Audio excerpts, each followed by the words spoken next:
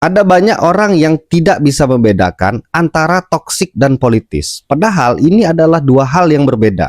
Toksik itu sifatnya merusak. Sementara politis, dia berbicara tentang taktis dan strategi.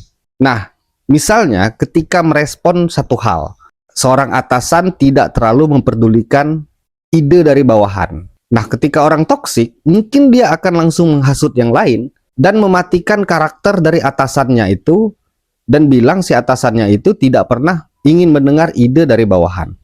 Nah, sementara orang yang politis, dia akan mencari cara dan mengubah strateginya bagaimana idenya itu bisa didengar oleh atasan. Mungkin dia akan membuat eksperimen terlebih dahulu. Misalnya, apakah selama ini ketika dia berbicara kepada atasan, atasannya itu sedang lelah dan sedang banyak pikiran, sehingga otak dan tubuhnya itu tidak siap untuk mendengarkan sebuah ide yang mungkin sedikit rumit.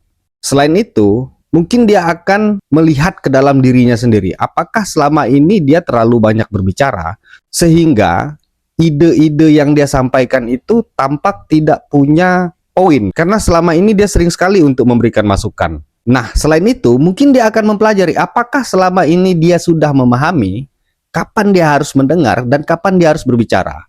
Nah, setelah dia mempelajari berbagai indikator itu, barulah dia mengambil sebuah kesimpulan. Ketika kesimpulan itu dia dapat, baru dia bertindak. Nah, setelah bertindak, baru dia akan menakar apakah strateginya itu akan efektif.